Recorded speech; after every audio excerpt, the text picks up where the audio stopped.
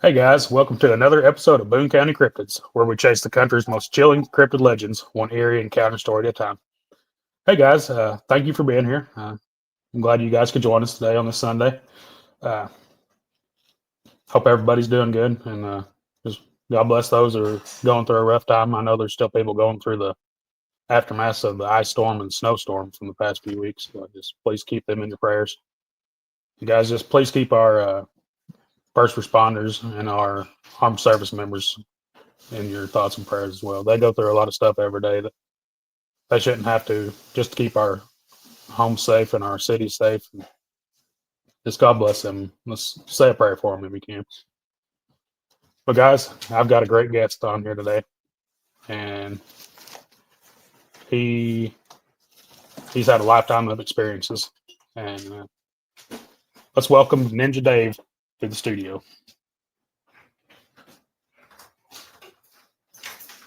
Hi guys. Hey, buddy, how are you doing? Hey, great to see you again.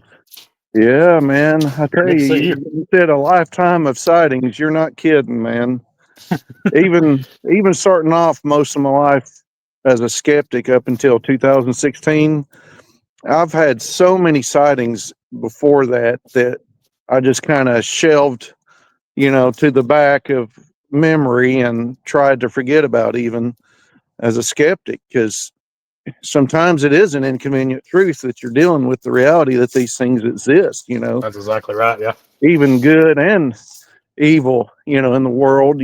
Sometimes you don't want to think about bad things or frightening things or terrifying stuff, but believing as a Christian, even in God, and yet seeing the things which are invisible when they become real or become visible to us, it makes you that much more of a believer, even really in the supernatural and in these things, which really for God, it's just a natural part of his creation that he Oh made, yeah. part of the natural wonders of this world, even, the fact that there is good and evil. I know there's a lot of debate with the Bigfoot being satanic or demonic, which me personally, I think if I'd been in the woods with even these dogmen as many times as I have, for them to be as bad and scary as what people say, do you really think I would have made it out of those woods, No. or made it out if not for the faith in God? Because I know there's been encounters where I've prayed to God, even, frightening encounters, personal encounters with them. And I do realize that they're just like a people that, just like people can be both good and they can be even evil, even, But yeah, it's been since 2016. I started researching Bigfoot after a sighting I had with actual footprint that had dermal ridges in it, and that footprint led me to discover that it couldn't be another bear that I'd seen upright, and the dermal ridges, when I discovered that only two mammal species have those in their feet, and bears aren't one of them, only humans and other primates. So when I started research, that left me with the question that what I saw, it was either a human or some other unknown primate of some kind. Right. And over the short amount of time of experiences following that, you quickly come to realize that apes don't have the ability to cloak. Like when you go to the zoo and see a gorilla, it doesn't just suddenly disappear on you, Right. you know, or suddenly appear and then disappear or something. So, the number of sightings that followed after that time, it took me years, even this year, to realize one of the sightings I had at a very young age, where I thought it was a gorilla. Even, they do have sort of a apish like appearance to them, but Right. so do They sure some do. people. Some humans do. Some indigenous people have different exotic type looks to them, and I think that basically the DNA that supports them being modern human mixed with this new third type of a Neanderthal DNA, some relic hominid even. I think that explains their coming about through a means which even God created and purposed, even in His divine wisdom and plan. Even, I mean, nothing that's established, nothing that gets created, like everything under the sun, everything that shall be will be, Right. kind of like in Ecclesiastes, there's nothing new under the sun. And I think for us, a lot of times what we're discovering about them just comes from that. It's nothing new under the sun. We're just rediscovering what's already been known. If you look at some of the early Greek explorers and even Roman explorers to North Africa, they encountered hairy wild men that they thought that they could habilitate and teach how to read and write. Some of Right. them were taken back to ancient Greece. They wore fish scales for armor and had these sharpened spears made from fire hardened wood. And you start to kind of like piece together the history that's often forgotten. And I think part of that reason why that forgotten memory exists is if you look at like the Amalekites or however they're pronounced in the Bible, these people were so bad, they were so horrible that God told Israel to blot out their memory even of their existence. So I think that's partly why we've come to rediscover the truth about them and about their coming to be here through like Esau, who was one of the progenitors of a tribe of hairy giants out of the Middle East known as Edomites. And so you have this struggle, spiritual struggle, even between the different bloodlines, between Esau and his twin that was Jacob, that became Israel, even. And you see that still in the world to this day. You see that spirit that exists, that struggle between good and evil, even. And so for people to think that, well, all Bigfoot are demonic or all of them are evil, I don't see it that way because of the faith in God and in the redemption through Jesus Christ, through the blood sacrifice of Christ being so powerful that it can forgive that, which would sometimes be unforgivable, even to say that, the only really truly unpardonable sin is blaspheming the Holy Spirit. So, Right. I don't see anything of them that would indicate that they are like evil beyond the evil that is within me, as a person who obviously has sinned and fallen short. And if anyone thinks that they're perfect, then they don't need Jesus, that's for sure. And I certainly do. Oh, me So, too. you know, when you're a believer and you come to realize that a lot of the gifts and the abilities and even the anointing that Christ imparted with humans and humanity, that is something that these Bigfoot are often demonstrating in a way that we too share in some of those abilities that they have. Even, I mean, you talk about experiencing mind speak like Les Stroud did. Um, there in the Smokies with Scott Carpenter.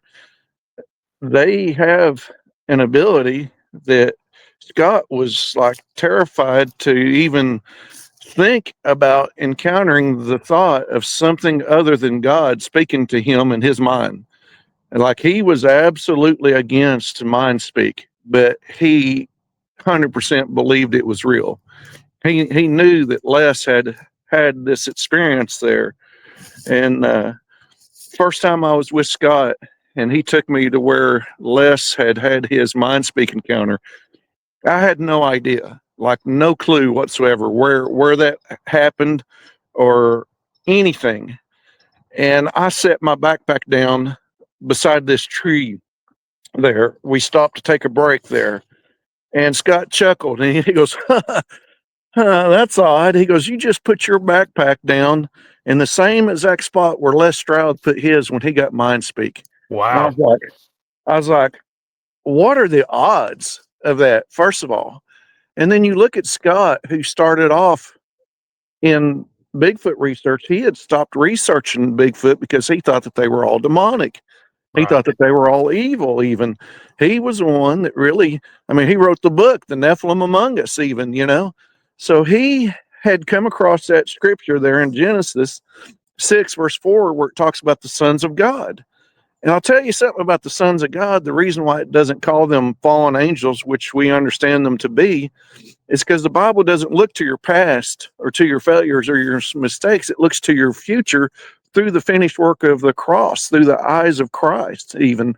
So it sees them not as that which they were from in the past as fallen angels or these Nephilim hybrids that created these giants, but it sees them in the end through that finished work as the sons of God. So they were the sons of God in the beginning, and they were the sons of God in the end. So we know that there were other people in the earth other than just Adam and Eve. Like, God didn't create incest with Adam and Eve when Cain was cast out into the land of Nod.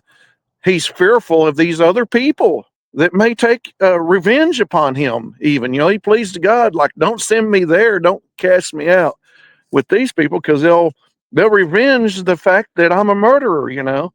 And so up until that point, there's no other mention of anybody else. So where did these other people come from? Well, it's a bit of a mystery, but you start to see from what the Bible tells us about these beings, these other people, these other types, even that they're just now even discovering through DNA, like the Denisovans and Neanderthals, which really weren't discovered even until probably sometime there in the late 1700s there in the Neander Valley in Germany even. So, you come upon these structures like this in the woods, and it makes you ask, well, who would build something like this, or who would Wow. make a teepee like structure, and Right.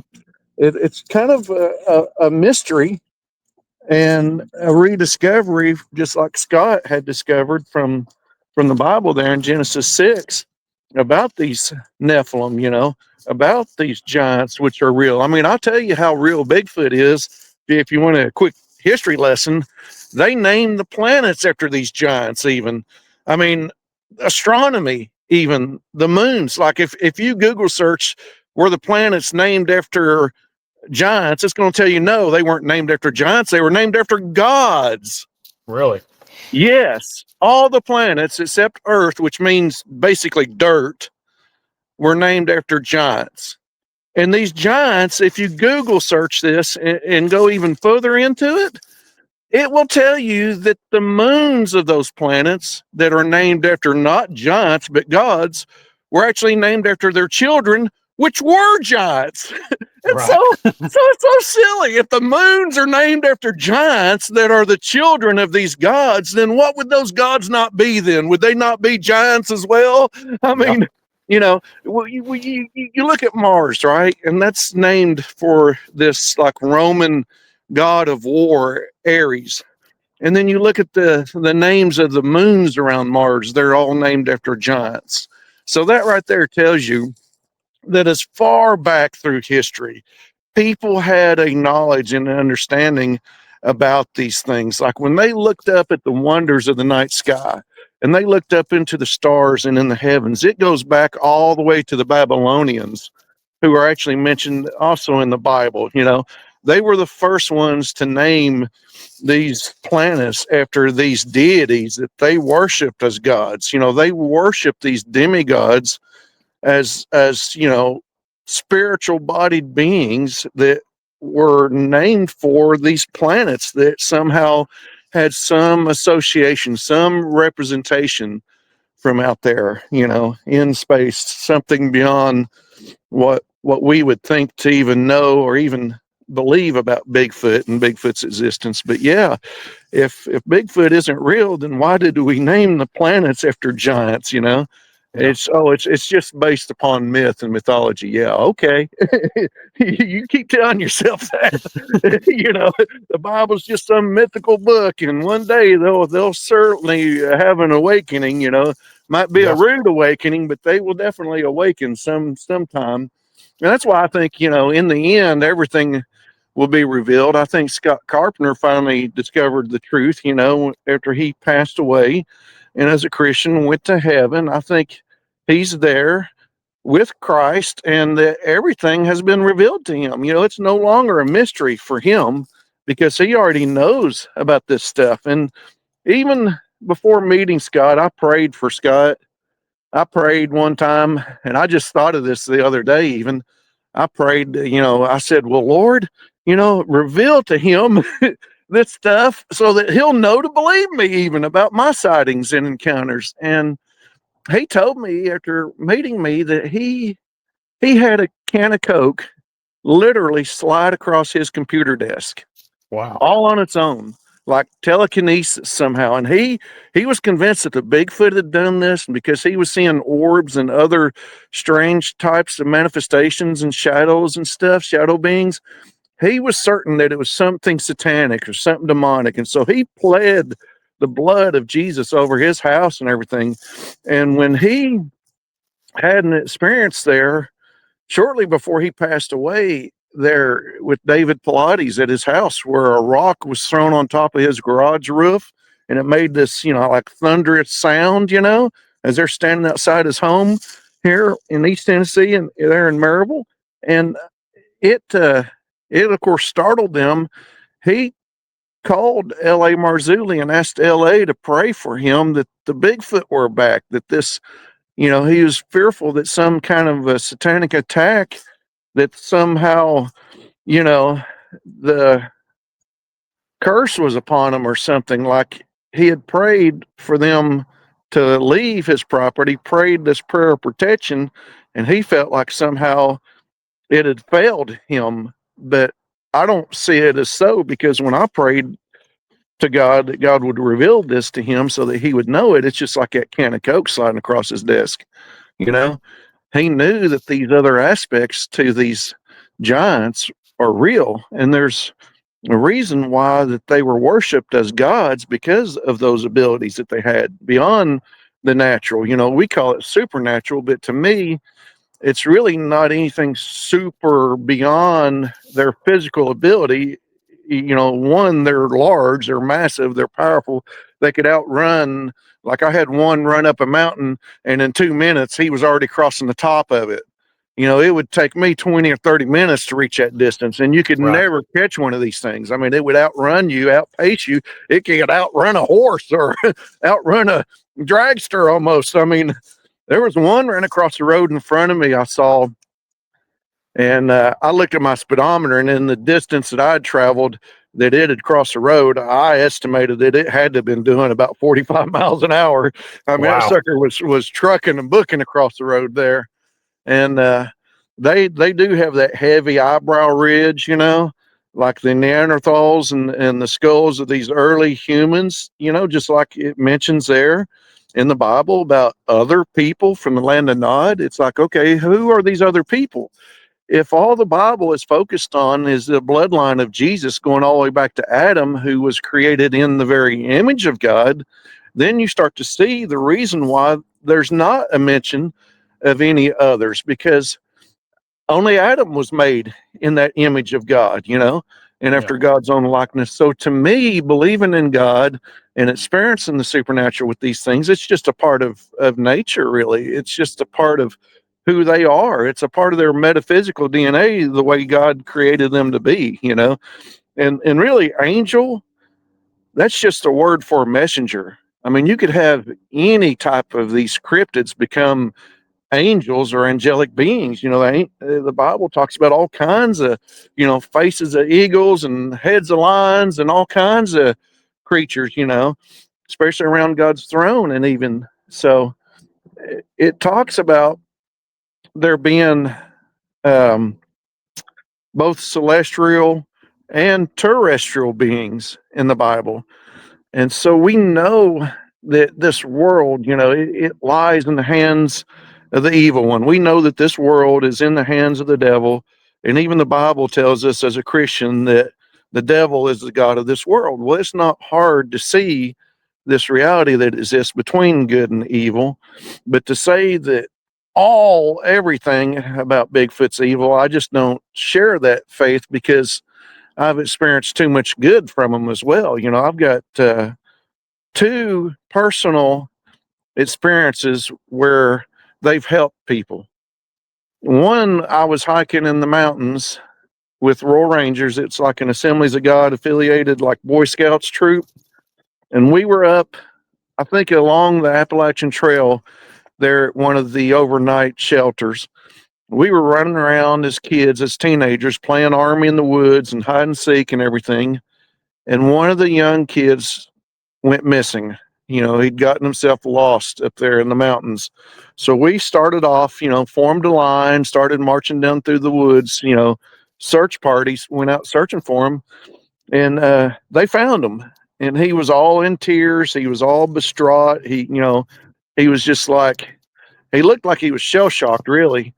And I asked him, I was like, what's wrong with him? And they're like, oh, he's fine. He's okay, And I thought, man, he don't look fine to me, He looked pretty, tears running down his face, streaming down his face, and pretty shocked, And so they took him back up to the adults where this overnight cabin was. And I stood there watching them go up when all of a sudden right next to me, something caught my eye. And there was like a grove of pine trees that looked like Christmas trees in there. And they were like planted grove right on top of that mountain. And so I looked underneath the branches and saw the feet of this Bigfoot walking by. And even then, as a skeptic, I just thought, well, it's just a bear, Right. But lo and behold, we don't have brown bears in Tennessee, So, it wasn't like one of these upright walking circus bears that you would see, like what I thought as a kid. But I think that Bigfoot was there to make sure that kid made it back safe. I think it brought that kid that was lost back to where they could find him even, Did that child ever say anything about that? No, he never, I never knew him to ever speak of it ever again or anything about it. I never heard left, right, or what, but I just pieced together from what I saw there, from what had happened and the way that it kind of turned and just kind of walked away, kind of somber, like just kind of like, oh, well, just kind of did its duty there and then left. But right. there was another similar sighting just to that, where I had a friend of mine who was at a party the week before, and he'd gotten drunk and on homemade moonshine. Everybody thought that, when he told him he'd seen the devil, that, yeah, you saw the devil, all right, drinking all that moonshine like he was, but he swore he was like a sober and in his right mind, that Bigfoot sobered him up. It picked him up and hung him up in a tree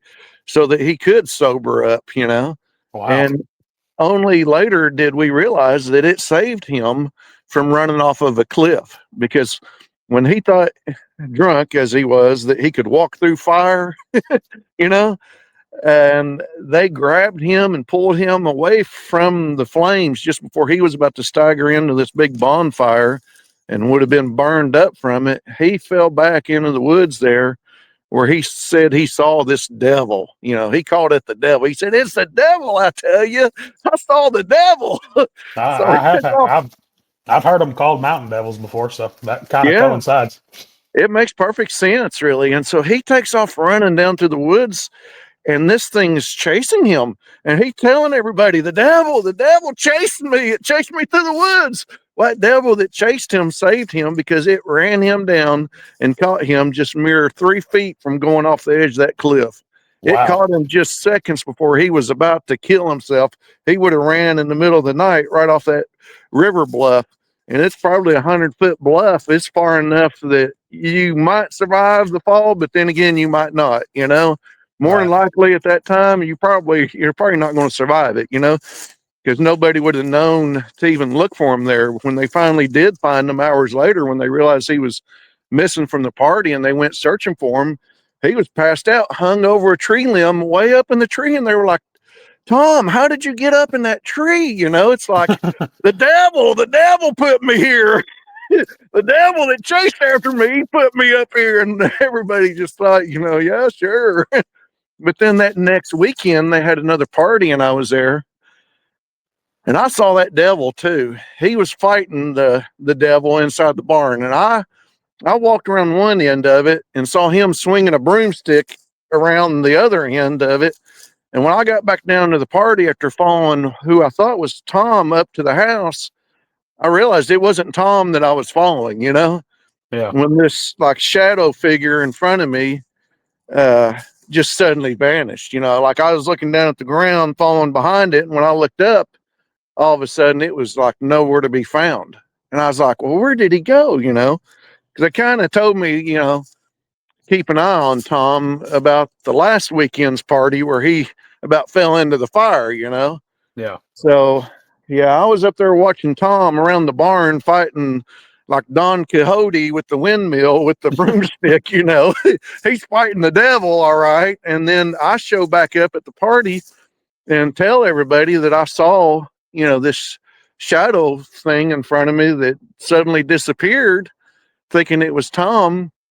When I later realized, of course, that that was another sighting I'd had Yeah. back before I even knew that Bigfoot was a thing or knew that they were real. Like I knew even as a child that they were real, but I just didn't want to deal with that reality because of the fear of everything else that I'd experienced with my early childhood. You know, I experienced a whole heck of a lot, and you know, talking with Janice, even her early childhood memories and stuff, she told me that that's the reason why growing up there on the farm with the Bigfoot that she wanted to be baptized at such an early young age.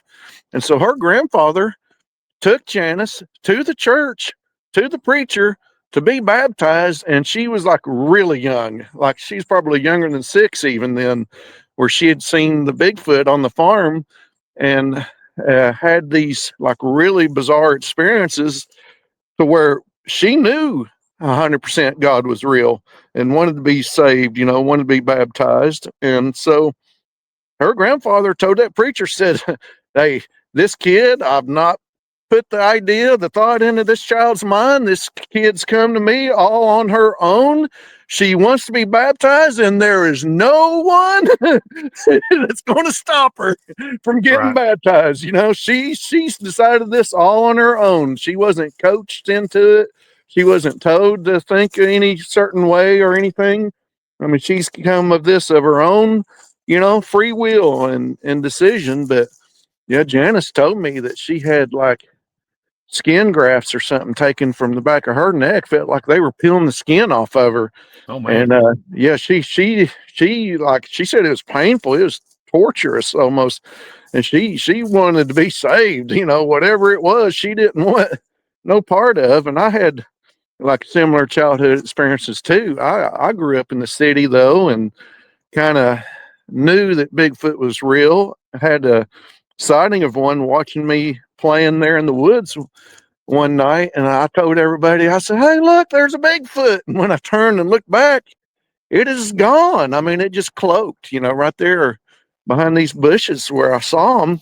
And I didn't know that they had those kind of paranormal type of abilities or anything about that, you know, supernatural abilities.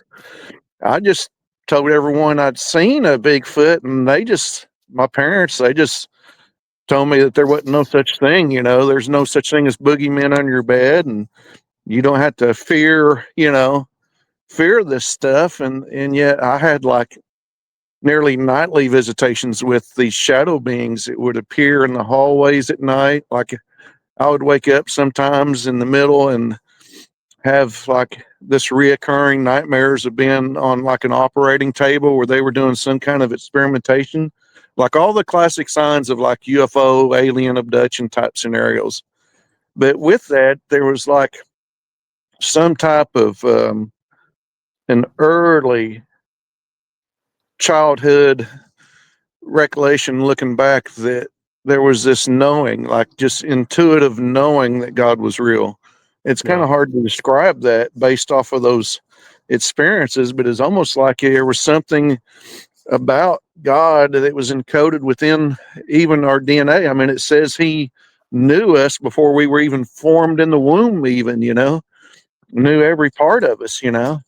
And I think there is an association too, that sort of connection with the anointing of Christ, and with having a lot of these sightings and these encounters of these things that can just appear and disappear and appear like angels or these messenger bodied beings, but often it's like Scott Carpenter talked about, they don't want anything to do with humans or with humankind.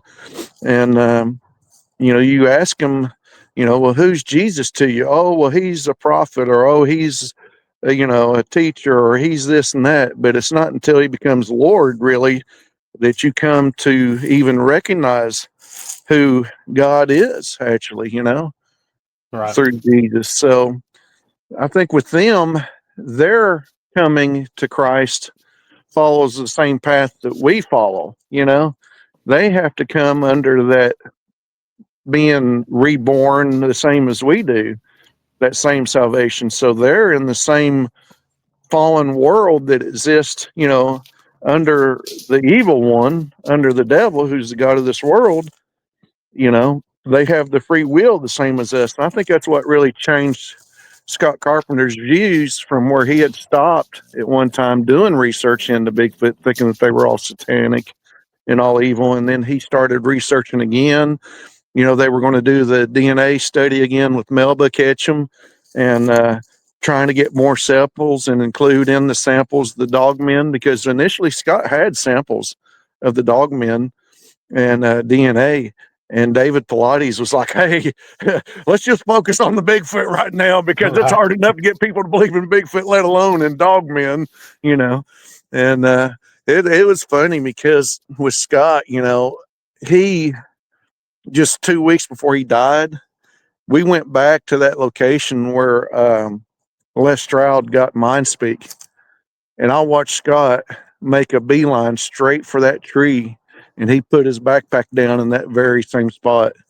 And that really, to me, said everything about Scott, about him having some type of a change of heart, really, to where he was totally against the idea or thought of anything other than God speaking to him, to the point that he would actually walk over and place his backpack there in the same spot. The same place I'd put my backpack, same place Les Stroud put his.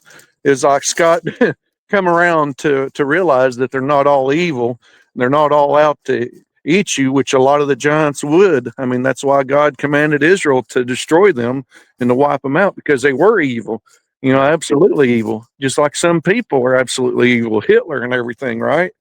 So you start to see things for the way they truly are, and when you're dealing with absolutes and reality, when you're looking for truth, as a truth seeker out here, you want to know the absolute truth in all things, not just, from the Bible and the truth that's written in it and experience it, but in everything, really, where we're searching for those answers to things which are still a mystery. Even salvation, it says, is a mystery to them that perish, right?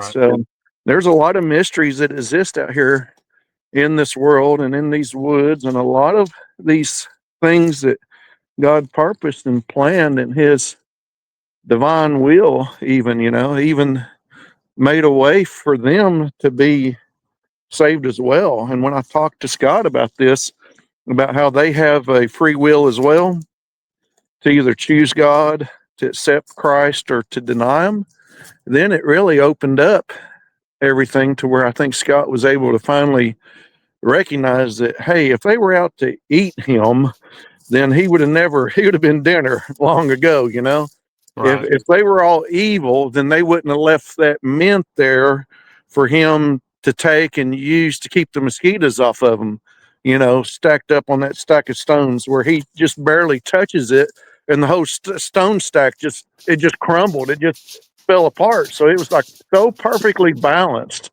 and stacked up, if they were all bad, why would they leave you, a mint? Because they see you ran off and left the bug spray behind, Yeah. So yeah, Scott had personal experiences and encounters where he came to realize that they weren't all bad, they weren't all evil, even though some of them were very scary, some of them were very frightening, like that dogman encounter he had that he recorded. I mean, he he grabbed his pistol and racked around in it. And as soon as he did, it was like that thing gave him a look at, like, you do and you die. You might Yeah. get me, but you're not coming out of these woods before Right. I get you, you know. It was like one of them kind of things. And I think if you're on like an equal footing with them, or on level with them, to even know that they exist, to even look for them to begin with, they kind of have a question as to who are you? Who are Oh yeah. you to know that I exist? Like, what is it about you that's different from all these other people that are just going through life, living life in the sublime, you know, thinking ignorance is bliss, you know? It's like, what is it about us? And I even talked to Janice about this. I said, I think that they see the Holy Spirit in us. They see those tongues of fire, you know, that fire that lights the top of the head. They can see that spiritual nature within our hearts to know that some people are good and some people are bad, just like we've come to recognize in them that some of them are good and some of them are absolutely bad or evil. I mean, heavens forbid, do you really think we'd be out here in the woods looking for Bigfoot if we thought they were all satanic or all evil or all demonic? You know, I mean, and Well, heavens forbid you do run across such a creature as that's a purely cannibalistic, like the Amorite was, or whatever they were called. You know, I mean, Amalekites or whatever, they fed off the children of Israel. It talks about there in the Bible. Have you heard of that? yeah, I've heard of the Amalekites before. There, yeah. Esau and his people, they married in with those giants. Man, they were cannibals. They were evil people. They loved to eat children even. And I mean, I don't know how R-rated you want to get into it, but I mean, it gets pretty bad pretty quick. It's so bad that the Bible just said simply to erase their memory. You know, I don't even like talking about them except for that history, because I think it's important to look back to realize where the Bigfoot originate from, how they came to be, how they even got here to North America to even be making structures like this in the woods. You know, it's Right. like, it's pretty incredible, because if you look like here, even with the sun and the setting in the west, this structure actually aligns with it. And there's actually a ground stick sign right here that was here. I don't know if you can see this or not, but if you look back at it, at that alignment, there's like, Oh, that's perfectly in line. yeah, yeah. And when you can see a shadow here, this tree, it casts right across the top of that branch that's bowed over, and that branch here is actually living. Like in the summer, it'll actually have leaves on it, and you can actually see that it's an actual living branch right here Right. that's made up of this structure with that tree, and then the ground sticks and everything in the alignment. I'm like, yeah, I don't know how many people even knows about ground sticks to believe it to begin with. Most people that are been in Bigfootery for 30 years, you know, I've been in Bigfoot, I'm an expert, I know everything. Like, I don't claim to be an expert in nothing, you know. Right. I'm just a reasonably knowledgeable individual that goes out in That, the woods, has these incredible sightings and stuff here. Incredible stuff. I mean, like right over here is where Janice, I mean, she had mud squeezing up through the toes of her sandals, and her sweater was just covered in them little hitchhiker cockerburs, we call oh them, yeah. you know. She had them things all over her right before we were about to go eat. And I took her out to this park where I just had a sighting that same week to show her. And I thought I'd be all brave, you know, first time really meeting and going out together alone. She had mud, like literally all these mud dauber hose and Yeah. crawdad hose out here. I mean, she had mud squeezing up between the toes of her sandals out here. And we get out here, and this is where we actually saw the baby Bigfoot at. He literally ran up this embankment right here. I don't know if I can point to it to where you can see it right on the back side here, but it went right up that embankment right here by this creek area. And right here's that structure right there. So Right. I mean, everything kind of ties together. Even this log jam. There's a there's another big jam up this same creek, and the thing about it is the logs, big heavy logs, are piled up on the backside of it. Like, I could understand the water pushing all this debris down and piling it up in front, but to have those logs placed on the backside Yeah. of the flow of the water, it was like, ah, and they ran across from the bank, the top of the bank, going over, and I'm like, They built themselves a little bridge across here. Either that or it's some mighty big beavers. Some big beavers, yeah. Yeah, them big beavers. Big, tall beavers. I'd be more scared of the beavers that were that big than I would be a Bigfoot, probably. Yeah, no doubt. I mean, I saw this Bigfoot here, and I thought after seeing him, well, how did you know before seeing him that he was there? And I was like, well, dummy, don't you remember? The crows. The crows told you that Bigfoot was there, because I told this guy, there's a Bigfoot right over there. And I'd never researched here. I'd never been here. The first day I come here, I had a sighting of a Bigfoot that was about 10 foot tall. He was black, blacker than coal. I sent you that image of him with the comparison photo next to Scott Carpenter.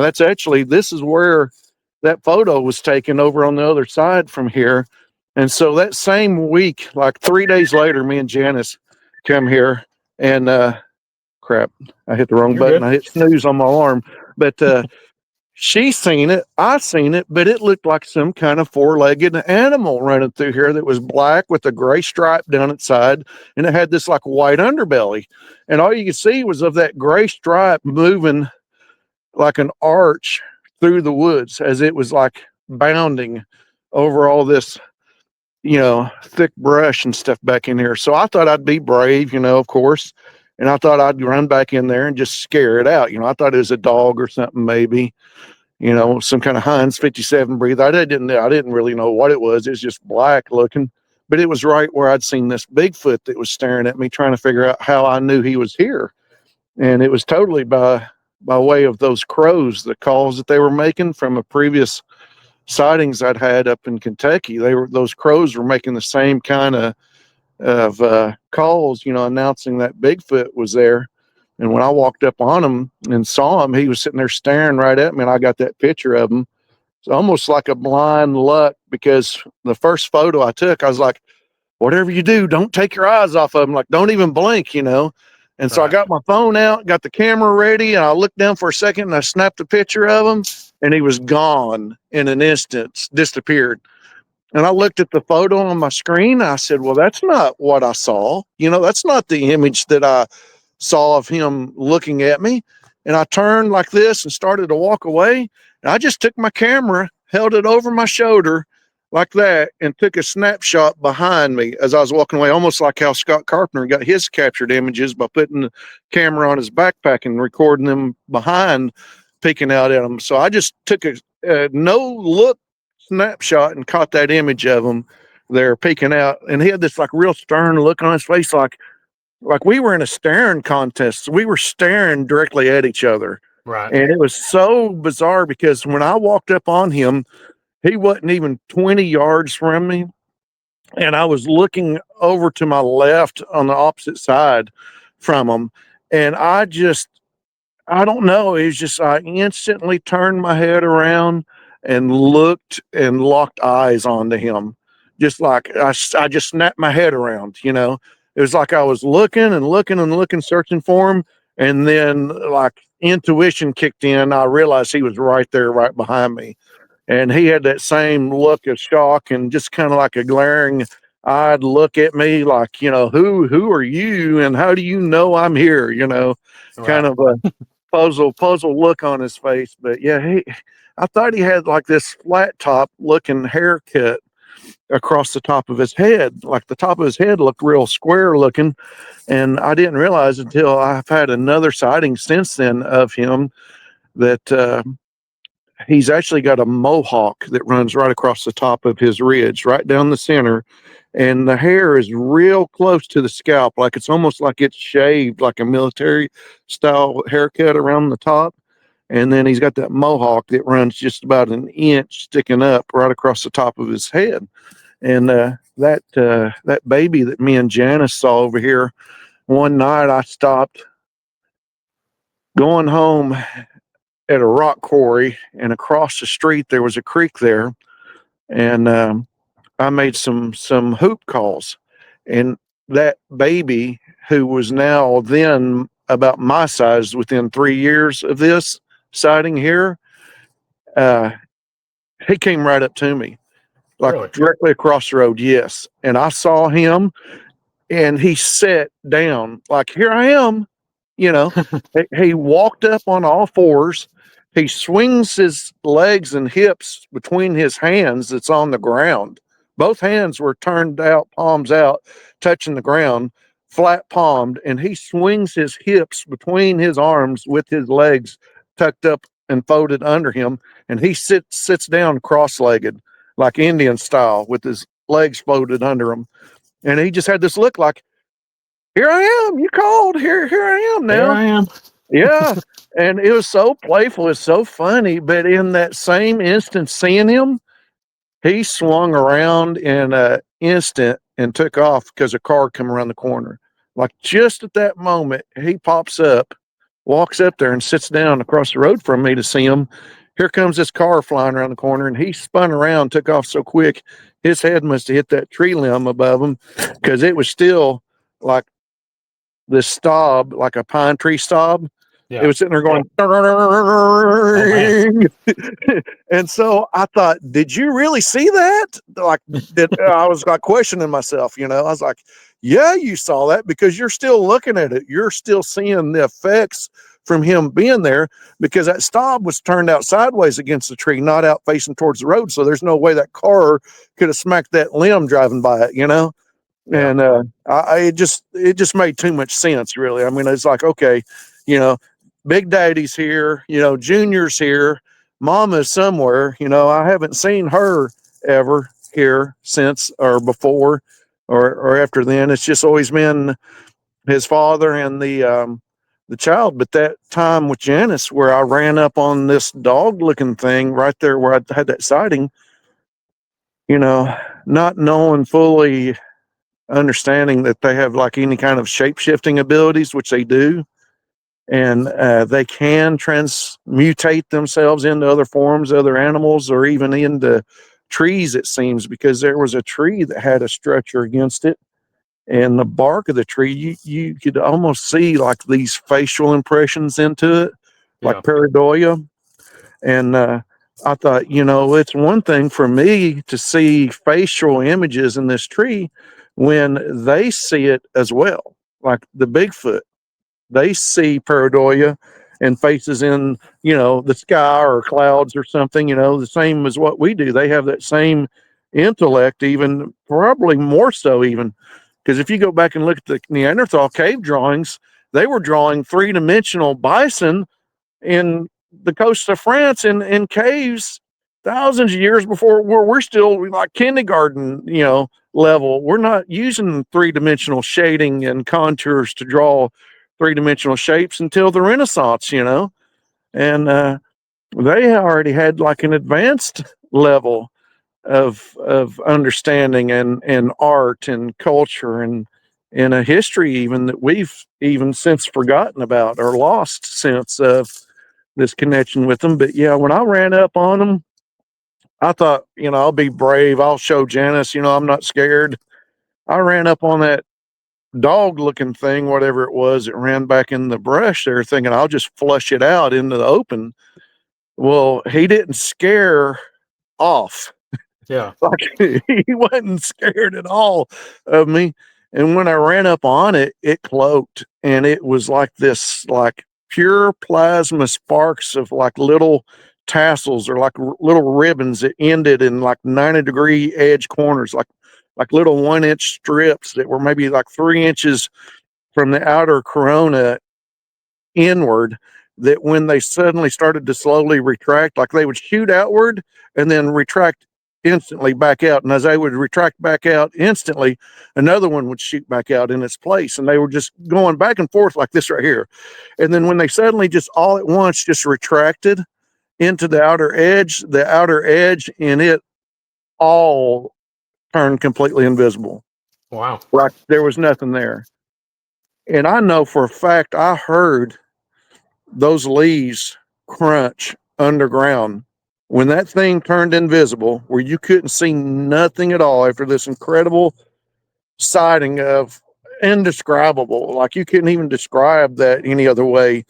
And very translucent black looking, those fuzzy tassels, almost like pure plasma sparks or pure plasma energy even, it was like, okay, now what do you do? It's like, that didn't quite go as I planned.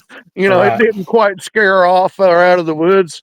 It ain't supposed to be So doing that. yeah, I just kind of turned and went back the way I came. I kind of looked around a second, and there wasn't no other real way to go once I got back in there, where he had like this little nested area.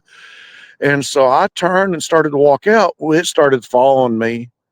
And I thought, oh gosh, I would stop and I would catch the sound of it taking another step forward.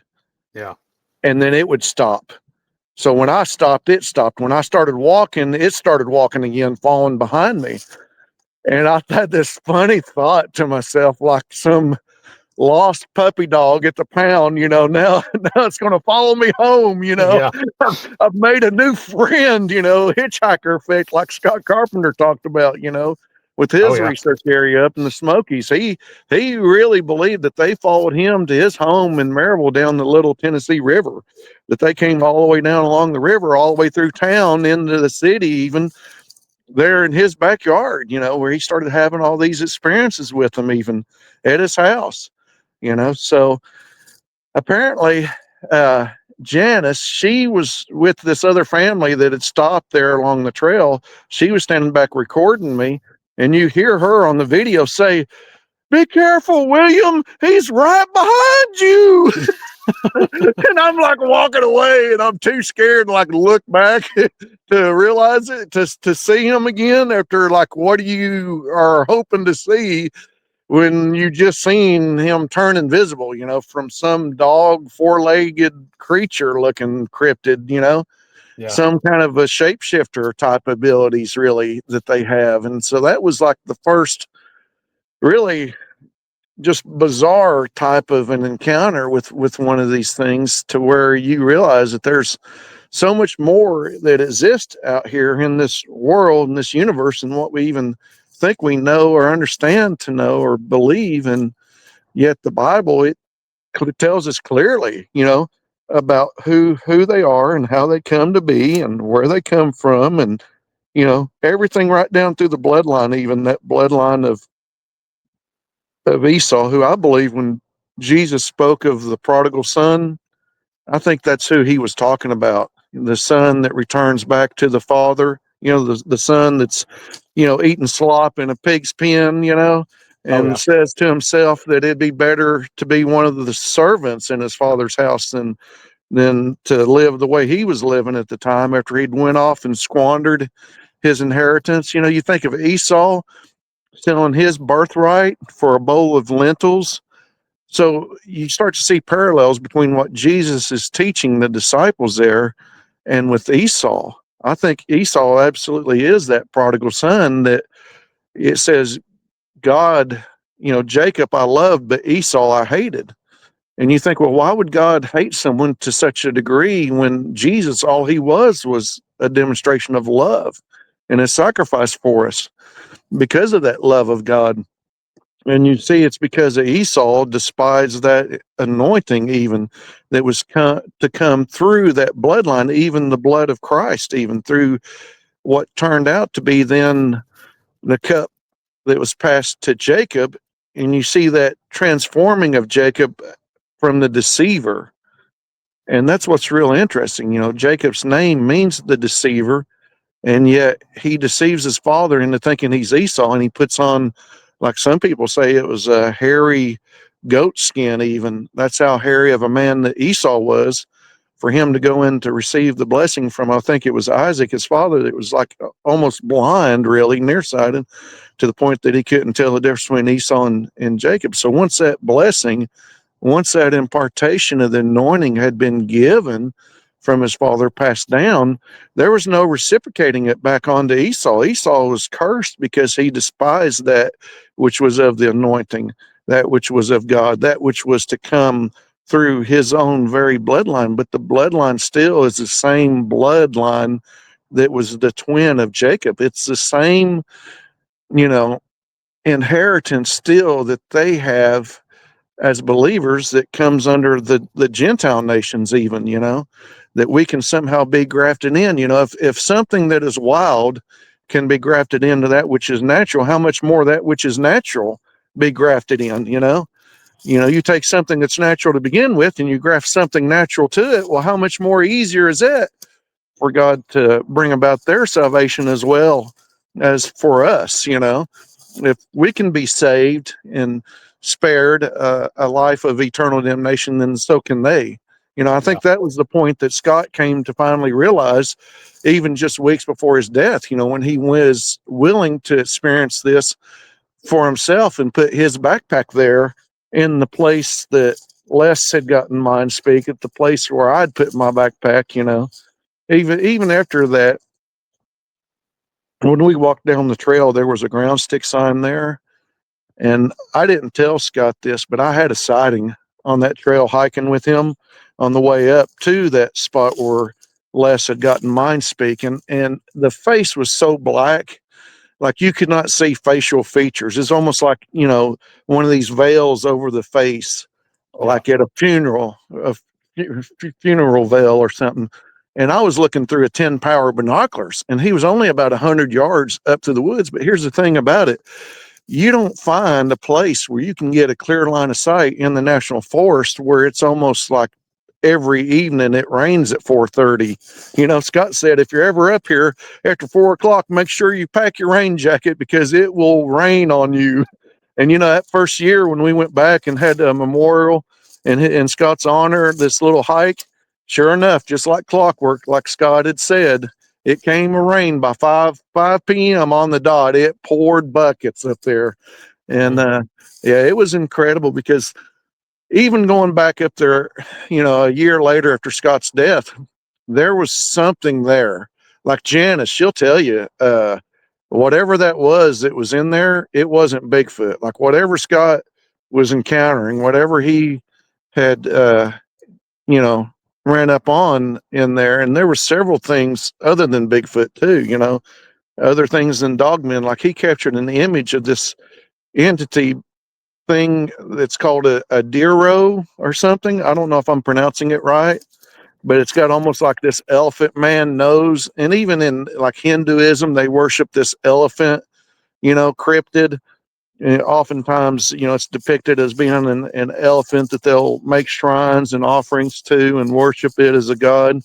And you see this like throughout history, these giants that are emulated through the stars and the planets, even the stars that fell, the Bible speaks about, the devil, how he took a third of the stars with him. So there is this correlation with these beings and with the planets and the heavens. Even still, when they find a new moon, the International Astrological Society or whatever their name is, when they come up with the names for the moons, do you know they still base it off of giants, even from other like Norse and Vikings and other ancient cultures? That's where they come up with the names for these planetary moons. Yes. I did not know that. Yeah. So with giants and the history of them and the wonders of the night sky looking up at the heavens, I mean, mankind, every culture basically has two main beliefs to them, like anthropology and anthropologists that study this. They all universally have these two things in common. And one of them is a flood story, often with animals and a boat and a cataclysmic flood that destroys the earth. Like every primitive culture has this, you can call it a myth, if you will, or not, but they believe in the flood and they believe in dragons. And you think of dragons like the Eastern dragons, in Asia or Japan, China, you think of dragons and the depictions of them, or even like in the Middle Ages, depictions of medieval dragons. And even the Bible mentions dragons in it oftentimes. And we struggle with this often enough, thinking that everything's based on a myth until it becomes real, until it becomes reality. And then you see a dragon and you realize, oh my goodness, they can cloak too. And they got the ability to turn invisible like these dogmen do and these Bigfoot can. And, the one that I saw flying overhead, it actually looked like what's called a stone's dragon. It would have looked just like a pile of rubble in the woods, like you would have walked right up on it and not even realized it. And with their abilities to cloak, you might not even see it. Right. So I don't think, everything is Bigfoot when it comes to like the missing 411 and David Pilates. I think there's other things out there that exist. You have to be aware that, yes, there is evil in this world, but there's also good that exists here as well, too, that God created. And even in the creation of the devil, before anything, God purposed a plan to bring about that salvation through Christ, through Christ's own coming, even through that bloodline of that which was fallen. The mixing with humans and these hybrids that gave mankind these supernatural abilities and capabilities, that even was by God's own design and timing through Christ, because Christ's own bloodline goes back to like Ruth, who in the Bible was a Moabite, and the Moabites there in 2 Samuel, it talks about two of them being lion-like men from Moab. And so you have these other cryptids, and I've seen them. Like I've had an encounter with one of these cat people, and like Really? back when, yes, oh yes, up there at Citico Creek, and there's Bigfoot up there too. I mean, it's not just Bigfoot, that exists out here in this world, but yeah, this thing, it scanned me, like it downloaded my like thoughts, my intellect, like it was like it's almost like AOL. You got mail, it's like dial up. It's like, like this thing literally, I could feel it scanning me. And I was almost in like this trance like state. And I discovered, of course, after this encounter about like the Thundercats from Japan, right? These cat like cryptid hybrid people that would often appear as harbingers before like a tsunami or an earthquake would hit. They were often associated with like harbingers of like catastrophes and stuff. And they were thought of as even demons, sort of like the Muslims, how they view Bigfoot and those descendants of Esau and those Amorites as being the jinn, even, so, or demons, they call them. But yet, here this thing was scanning me, downloading me, and there was a thunderstorm as well, just like with the Japanese folklore or mythology about them. And so these cat people are these lion-like men, they even have the mane of like a lion around their head, around their face, and they've got more of a muzzle, more like what's, I think, misidentified as dogmen. Even some of the Bigfoot have more of a muzzle-like face I've seen. There's some they actually call bear men, like the Iroquois tribe refers to them as being these bear men that walked upright and had faces like bears, and had those manes like a lion around the head. It almost reminds you of like a Eskimo, how they have that woolly hood up over their face. Right. And so, yeah, this thing's scanning me. It's downloading my thoughts and everything. And I looked over across the creek at where my pistol was, and I got an image of that cat person that I took. It's not a clear image because it's hidden back in there. But what's interesting about the photo is there's these black dots around it, these black orbs, And Wow. yeah, that's what's really puzzling, because I'm sure that thing, even if you were to see it straight on and not just captured like the image to see it by, like I sensed it there, like I could feel its presence there, and I could feel its eyes on me, almost like what the Cherokee refer to as the cat of God. It's like the eyes of God are staring a hole through your soul. Wow. It's like, yeah, it's like, you talk about getting right with the Lord quick. I was standing there in the creek worshiping Christ, and like my arms outstretched, just like in the form of a cross, standing in the middle of the creek, in the middle of all this torrential lightning flashing around me, standing in the water. Like you don't you don't go fishing in the middle of a thunderstorm on the lake, because if the lightning strikes the water, it's going to zap you. You're Oh going to yeah. get fried. And here I am. I could feel from that summer current of the water, the heat from the downpour of the rain, it was like a hot shower in the summer there in the mountains. And I could feel the water temperature start to warm all the way up to bath water. I mean, I felt so rejuvenated afterwards, standing in that creek after this experience with this cat person. I mean, I felt like I was like reborn, like I was 29 years old again or something, man. Dang. I was like body surfing down the rocks, down the creek afterwards. And then we had this like incredible encounter with this rainbow from all the steam and the evaporated moisture that was going back up into the fog and the clouds, after this thunderstorm come through. I actually ran out in the road into this rainbow that you could see like right in front of your hand. Like you could literally see it like if it was there, you could like walk right up to it and see it.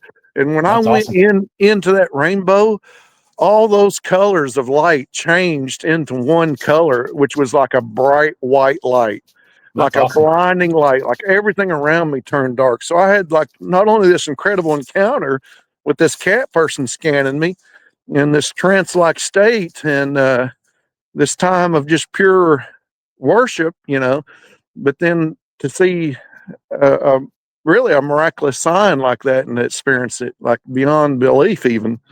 So yeah, we ought to take a look at this structure one more time here. Yeah. I mean, this is just incredible how all these sticks are like stashed and tied together. I don't know if you can see it Oh yeah. clear, but yeah. And I've visited here. Like I'll come here every so often just to kind of check on it and see. And there's the setting of the sun up there. But yeah, and then in the summertime, you can see it a little more clearly, I guess. See if I can get it here. Yeah, it's just incredible, really, to think of the amount of time and the work and the effort. Like I brought this one guy here and showed him this, and this is just a small structure compared to some that I've seen. And he just remarked how incredible it was that he just couldn't believe that he said Bigfoot actually made this. Like he was just blown away by it. Even as a skeptic, he's like, Bigfoot made this. There's Yep. no way possible somebody made this thing. And I'm like, dude, you ain't even seen nothing yet. I mean, Yep. I've seen huge tree structures that it would take a crane to pick up some of these trees and move them around.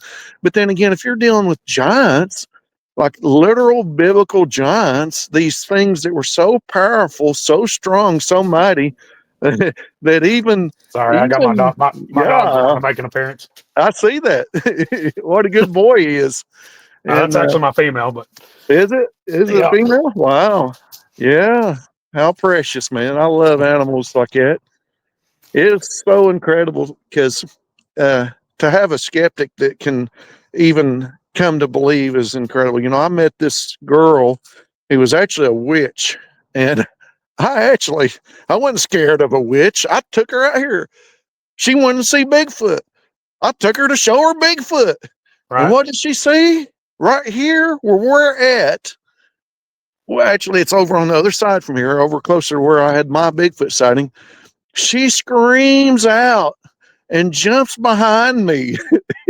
Oh And wow. she says, it's really big. And I'm like, what's really big? Like I'm looking 14 foot up in the tree, because the Bigfoot Right. I saw here, he was like 10-footer, and I've seen him even bigger than that before. Well, me and Janice saw one in South Carolina. He was every bit of like 23 feet tall. I Dang. kid, yeah. I mean, you're talking about literal biblical giants, like what they Yeah. named the planets after. You can see why mankind was made to be slaves and enslaved by these things. How big they are and everything. And it was just an incredible sighting too. I mean, there was like jets flying over, scrambled Air Force jets, and this thing went up into like a ball of light above its head that became like this elongated ball, and it looked just like those religious art paintings of angels where they depict them as having a halo above the head. Yeah. This thing went up into that ball of light, and Janice even said, I think that's a UFO. She goes, I Wow. think that's a UFO that's there cloaked in the treetops. And then the Air Force flew like 6 F-35 fighter jets overhead in pairs. There were 2 that came flying over, like right over the tops of the trees, scrambling overhead. And they went zipping by and they peeled off to the left, and then two more come over right after them and peeled off to the right, banked right. And then the last two, they came over, and you could actually see the orange flames from the afterburners. You could actually hear the engines just boom, boom, take off. Yeah. And it was just like incredible to see all of that there.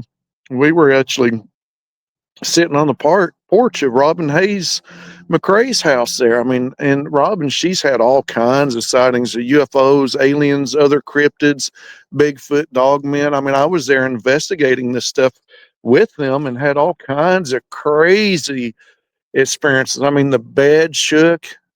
Like when I laid down to go to sleep that night, the bed was shaking, and it's like, okay, it's like one of them pony rides at Kmart. Yeah. Like, who put the quarter in this thing? It's like, Take it out. Take the quarter out. Yeah, I was like, okay. And then I started hearing music playing in my head. Wow. And it was like this heavy metal grunge type garage band music, like stuff. I don't even listen to that kind of genre.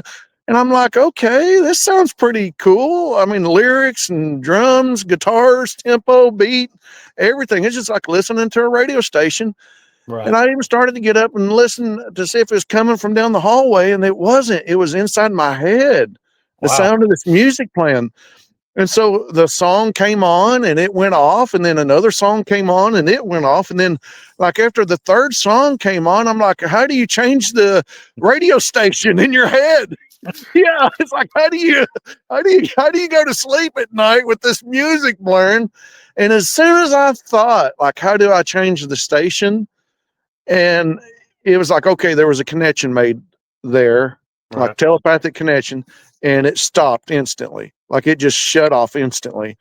And of course, by that next morning, I had my first orb sighting there. It was a cloaking orb that looked almost like the sun here, like in the trees, how it just kind of looks like a duller color where it was trying to blend in with the background. I thought, well, maybe that's the sunrise coming up over the ocean, and no, that's west.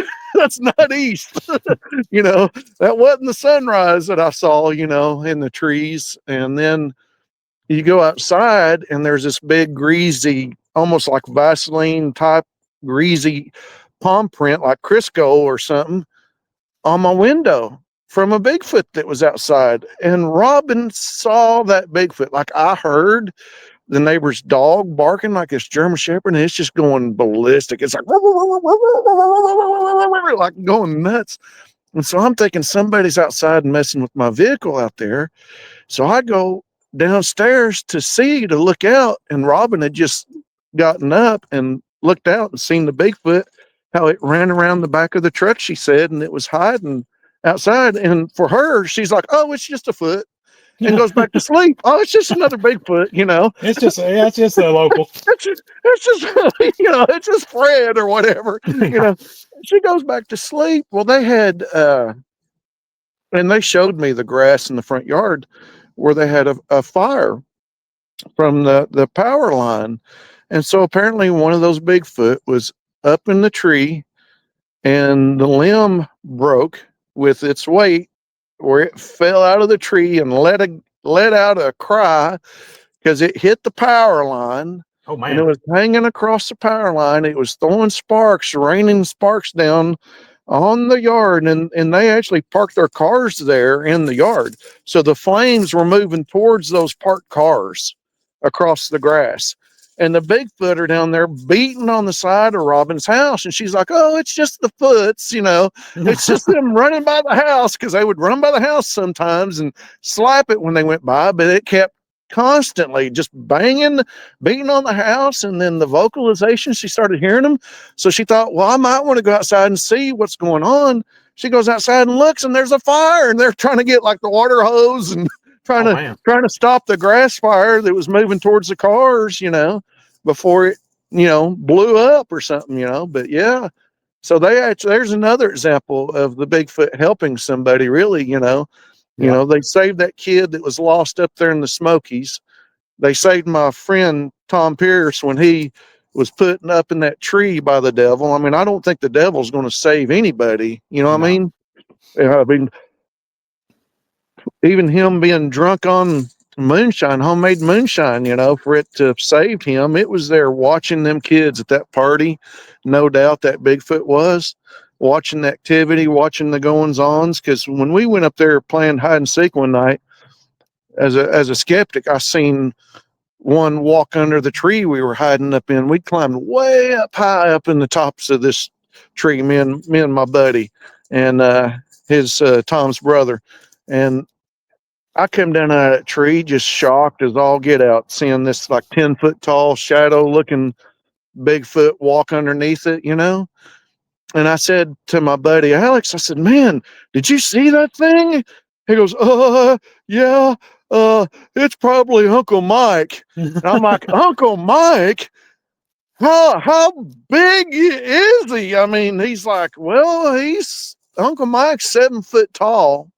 And I thought, 7 foot tall. I said, "Well, it could have been Uncle Mike." I mean, that was just my logic and reasoning at that time. Like, it was more convenient to believe in the absolute absurdity that something 10 foot tall could be 7 foot tall and be his uncle, no less, But it was more convenient to believe that than it was to accept the truth of the reality that these things are real, that these things absolutely exist, that these things are absolutely out in the woods. I think that's why people need to know about them, and they need to be aware of the fact that they are here, I mean, of course, I've been walking around everywhere, but I don't see a boot print in that, and I didn't see that here a minute ago. Oh, man. Can you see all that? Yeah, I can see it. Yeah. I mean, that stick's laid across it. You would think if something stepped there, it'd leave. Yeah, it did leave an impression down in there.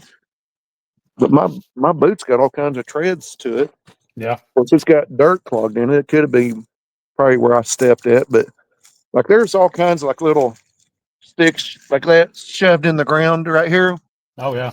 There's all kinds of ground stick signs in here around this structure, and there's tons of beavers in here too, where they've been chewing all this wood up. I mean, this creek right here, they call it Beaver Creek, so I mean that's pretty obvious, isn't it? Yeah. Beavers here, awful big beavers. They're building those big structures. logs. I don't think those big logs were beavers. No, definitely not. And this one here, this is obviously the kind of deadfall that you see when it sticks itself into the ground. Oh, yeah. Some big log that fell. Boy, that would have been something to see. That'd been something to be standing right here and have fall out of a tree. I've been in these windstorms and stuff, finding these teepee structures out in the woods, and people just don't realize the risk you go through as a researcher and an investigator. The stuff that we are constantly exposing ourselves to, like infrasound and other phenomena. They call it the Havana syndrome, where they use some kind of like a cyclotronic warfare device down there in the raid the Delta Force did in the Venezuela. Did you hear about that at all? Yeah, I heard about it. Yeah. Yeah, I think the government knows about Bigfoot. They certainly know about these advanced weapons and these capabilities that they actually got from researching Bigfoot. Like, they know that Bigfoot's real and that these cryptids exist. I wouldn't even doubt if they're not engineered even in some bio lab somewhere, in some of these places. I mean, there's places in the Smoky Mountains even that's off limits to people. Have you heard about that? Yeah, I maybe. I'm not real sure, but well, there's one that's up there, where Dennis Martin disappeared at Spence Field. And for some reason, I was thinking it was Gregory's Bald. Well, I looked it up. Gregory's Bald is about 10 miles there from Spencefield that runs along the top of the Bald. They're actually on a different mountain that's connected, but there's a couple of mountains that span about 24 miles distance that was all pasture fields. When the settlers came in here in the East Tennessee and they went up there. So there's a lot of history of a lot of strange stuff that's gone on, but there's an area that's fenced off that people aren't allowed to go to. You come across the trail and the trail's closed, and you go further on down it and you run across the fence and you go beyond it, and you just disappear. You're never found again. And they've got armed guards that wear all black camo with night vision and automatic M16s that look military, but they're not military. They're just like armed guards, right. in the Smokies. And I mean, I had one stop me one time on the Chimneys trailhead and asked me if I was the last person on the trail. I mean, this dude's like full black face paint and M16 and everything. Hey, And give me 1 second. This show is for entertainment purposes only. So okay. that's just Oh, you yeah. know what I mean? Disclaimer before we go off air. Yeah. Yeah. Yeah. I got you. I got you there. Exactly. I know exactly what you're saying. But yeah, I figured I'd wait till the end to start talking about this. But yeah, there's been like radiation experiments done in the Smokies, probably back during, Oak Ridge and atomic nuclear testing. You've got these feral people that they probably experimented on, those early settlers that lived back in there that were ran out of the parks, their homes and churches and places are still there, like up at Cades Cove, which is like one of the most popular visited areas of the Smokies. Millions of people every year go there. And Isn't Cades Cove in the LBL? no, that's the Land Between the Lakes. That's down past Nashville on the other side of the state. Okay. Yeah, that's Sorry actually about that. that's okay. It's up between Kentucky and right there along the border between Kentucky and Tennessee. But even just driving down the interstate by LBL, I get the most really bad feelings and bad experiences down there. Like I won't go down there researching just because I know. Even a coworker, he told me that he won't ever go back down there hunting again after I told him some of the stuff that goes on down there. Right. And I mean, he said he had just a really creeped out experience when he was hunting there in the LBL. And now that he knows, he won't go back down there again. I got into an argument with a friend of mine when we just stopped down there to get a hamburger over a freaking hamburger cheeseburger. I mean, it was just like there was so much negative energy about that place, just really spiritual type stuff too. Yeah. And I guess when you're sensitive to it or whatever,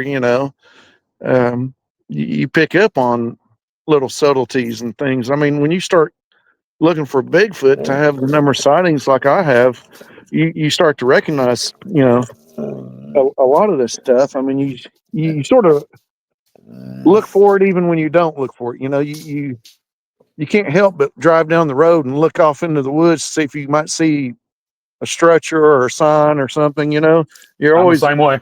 you're always looking for stuff. And even I think talking to Janice, our awareness of everything has increased to where once you see it, then you're going to see more of it because you're aware now.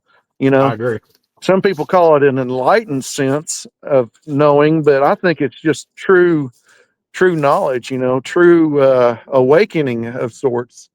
You just begin to observe things about nature that you might not otherwise have even seen. I can't tell you how many times I went hiking in the Smokies and I was just looking down at my next step because I was just one of those through hikers, get there, pack a lunch and then turn around and then force march back out, Right. in and out there and back and never stop to see anything along the way. I mean, there's no telling how many times I probably could have had a sighting or an encounter where they were probably there watching all along and I was like totally clueless to it. But I think they survive by the fact that we're ignorant of their existence. That's I agree. become like one of their survival instincts, to learn to hide and to be almost like at one with nature. Like if you wanted to talk about the ultimate survivor man, that would definitely be a Bigfoot. I mean, they're actually, I found examples of them eating rocks. Really? Like they were literally taking rocks and crushing them up. And it was like real mineralized rocks say that were like minerals. crystallines. Yes. And I started thinking about it. Well, what's in a vitamin? Zinc, calcium, iron. That's all stuff that you could source from a rock. Oh, So yeah. they're basically taking a multivitamin. People are like, well, how can they be so big and so strong? Well, that's how they're eating rocks. They're crushing this stuff up. They're getting it straight from the source. Yeah, they're getting it straight from the groundwater, man. We're drinking this tap water that's got all these chemicals and it's been filtered that they're funneling down to us to dumb us down and keep us, dumbed down. And, talking about putting fluoride in water. Like, who would want to do that? They got it in toothpaste and everything else, but yet here these Bigfoot are living out here off the land like God intended, as nature. And you look at examples of where Nebuchadnezzar lost his mind and was out eating grass, grazing like an ox. It's like he was living like a Bigfoot. Yeah. He turned wild for a period of time. Like, he literally lost his mind like Esau did, and his descendants that turned into these like nomadic people that are just, hunter gatherers, the classical cavemen. And it's like Janice and I talked yesterday. She's like, well, I still don't know of any monkey or chimpanzee that lives underground in a cave for them to be called a pan troglodyte. And pan is another cryptid. It's a goat man that's mentioned in the Bible as a satyr. Yes. Martin Luther, he was one of the first of the Reformationists to actually cover up the existence of these cryptids in the Bible.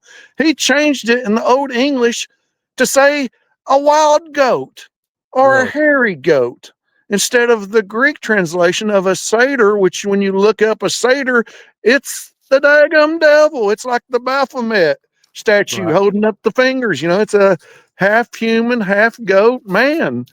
The horny goat even, a horny goat man. But yeah, we've had reports and sightings of those even here in East Tennessee. There's one up there called the Red Ash Goat Man.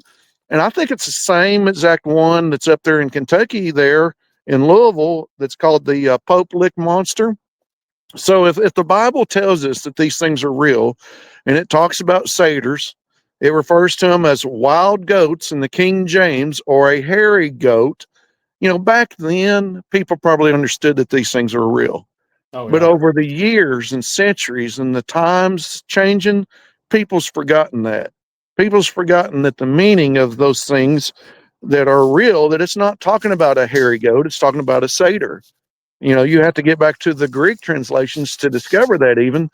But even with the Old English and the King James version of the Bible, when you read it for what it says, you come to discover that these things are real. People say, well, where's it ever say Bigfoot in the Bible? Well, it don't say Bigfoot, but it talks about Esau. It says that he was a hairy man. His name, even Esau, translates as hairy. And where he went and settled, is it any wonder why God hated him so bad? He went and settled the very lowest place on earth. He settled there next to the Dead Sea. The Dead Sea is at 249 feet below sea level. Gotcha. It is the lowest place on earth. He literally went to, of all places, settled in the ashes and in the heaps of the ruins of Sodom and Gomorrah. Esau did. He established his people after himself from two wives that, according to Jewish history, were Hittites. And if you look at, like, I think it was, who was Jacob's mother? Was it Rachel? That forbid, she forbid Jacob. She said, please, whatever you do, don't marry a Hittite like your brother did. She did not want those giants in their bloodline to be mixed with the defilement and the corruption. Like every mother wants their child to grow up and marry a doctor, right? Like you want your kids to succeed. You want your kids to be successful.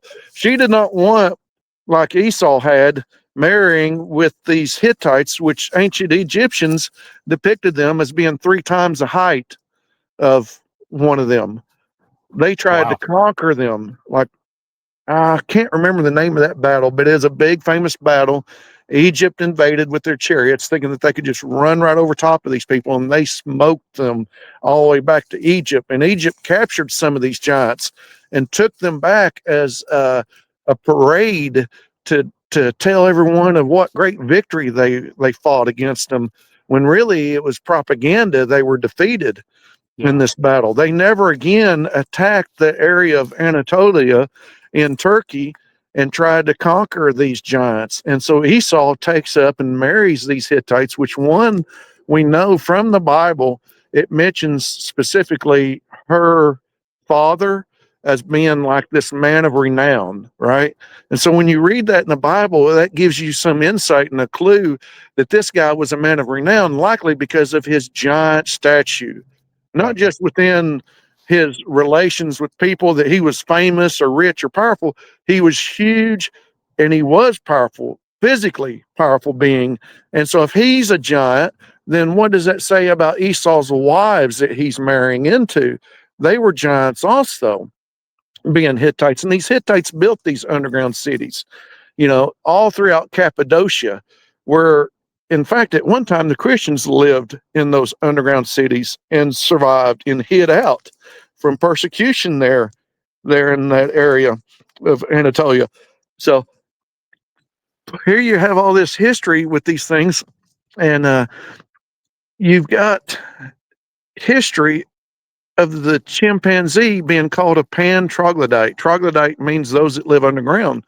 Well, history, even before the discovery of the chimpanzee, already knew about Bigfoot scientifically. And they identified them as being human troglodytes that live underground. So they took the name from a homo troglodyte and transferred it to a pan troglodyte, which is the name of chimpanzee. Even the subgroup of primates that the chimpanzees fall under is called pan. Really? So they were practicing a lie of evolution by saying that we evolved from these monkeys, from these chimpanzees, because they couldn't have Bigfoot exist for us to evolve from something that was bigger, stronger, and faster, and in some ways even more intelligent than what we were, for only the strong to have survived. It wouldn't have made sense. So they created this idea that they've since now tried to go away from with evolution and their lies, that we evolved from monkeys, to say that, well, we evolved from lesser hominids, when even the hominids are more powerful and stronger than we are. Homo hybertigensis, you look at the brow ridge of that sucker and you see why they're so heavy and built up. When you see all this brush right here, this brush and stuff, that eyebrow ridge, just like the bill of my cap. When I seen that one run across the road in front of me that's 12 foot tall, he plowed through it with his head, and that eyebrow caught that brush to protect it from going in his eyes. Okay. Otherwise, you would become blind really quick running through these woods. And I mean, I had an encounter with that female dog woman that was pregnant one night. She come running through them woods. And how do you think those suckers can run full sprint through the woods at night and not go blind? Yep. Not have a stick go in your eye. I mean, you have to experience that to even conceive of the possibility of how is that even possible. You have to experience, oh, you just stopped because you got this sudden urge to pee, which was probably infrasound to begin with. Yeah. Because me and Janice joke about how I'm able to sense Bigfoot in places where they're at. It's like my bladder tells me, and people's first reaction when they're scared often is like, they go, their bladder releases, they pee on themselves. Well, we joke about how that's my internal mechanism, my instinctual, I have to stop to urinate often, when I'm near one of these things. And I think it's just because infrasound's that same sound energy below 20 hertz frequency that's like a dog's whistle. A dog can hear it, but we can't hear it. It's sort of like invisible sound, just like there's invisible light and stuff. And I've actually experienced the Bigfoot with eyeshine that was in the invisible light spectrum of infrared light. Their eyes were emitting infrared light. And how many times have you heard people talk about seeing a Bigfoot where their eyes are going red? Well, that's the same red that's near infrared, which is the color above the color red, that's invisible light. When it becomes visible, it's in the red light spectrum. Even infrared or near red light is red, just like on these security cameras, the little camera bank that displays stuff on it. Yeah. So it's got people out in the park hollering for somebody, but yeah, it's cool because when you get into like the researching this stuff, you start making these discoveries off of firsthand observations where you see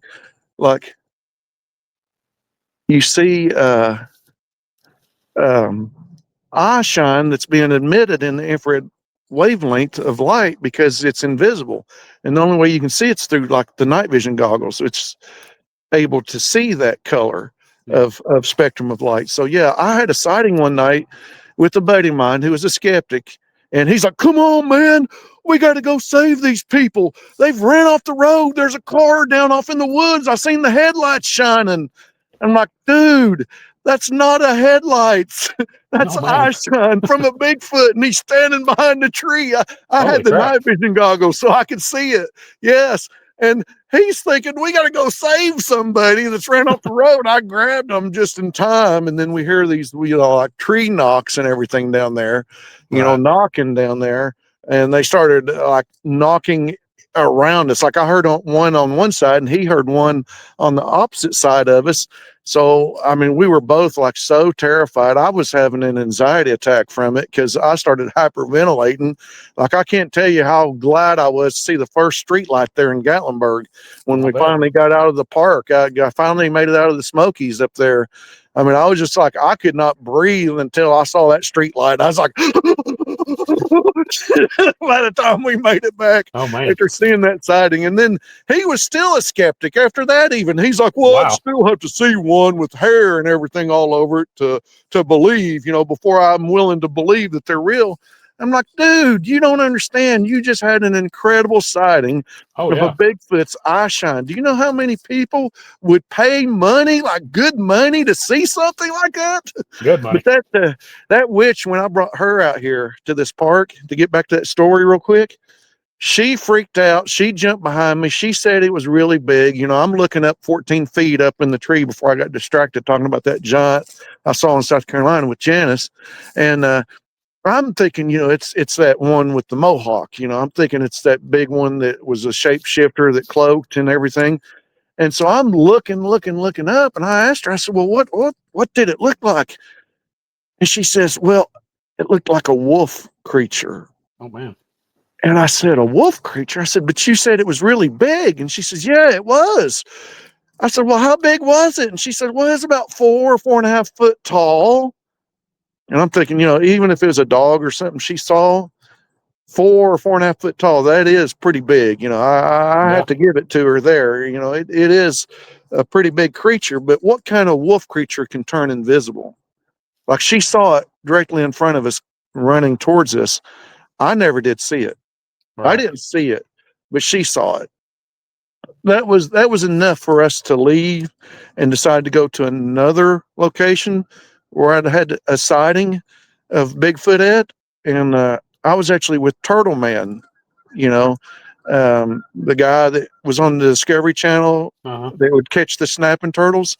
His name's Ernie Brown, and at one time he actually lived here in Knoxville. So we got together and went up to Ninja Dave. Yeah. I hate to cut it short. I really do. But I've got some prior engagements I've got to get to. Okay. Is there any way that you would want to come back for a part 2? Oh gosh, yeah, man. I love talking about this stuff. Are you kidding? This is fun, man, getting to meet with you. And if I can like impart anything like as far as knowledge or help anyone else with their investigation or research, that's my whole thing, it's just the sharing of knowledge and the pure joy from it, and just passing that on, that history and that understanding about these things. So yeah, I'd love to talk to you anytime. Anytime, feel free. Absolutely. I'd love to have you back on. Well, that sounds great. Well, we can do that. I hate to cut it short, but I've got to get some stuff around and ready. But I understand. That sounds great. I just want to say thank you so much for coming on. I really appreciate it. Well, thank you. It's an honor and a pleasure. I tell you, I'm just glad to be out here. My nose is running. I'm freezing, but it's worth it, man. It's such a joy to be able to share with like-minded believers. Exactly. It's such a blessing. Yeah. Thank you so much for having me. Well, thank you for coming on the show. I truly appreciate it. If you want to hang back in the studio for just a second, I'm gonna put you out of the studio real quick and end the show, and then I'll be right there with you for just a second. All right. God bless everyone. God bless you, buddy. Thank you.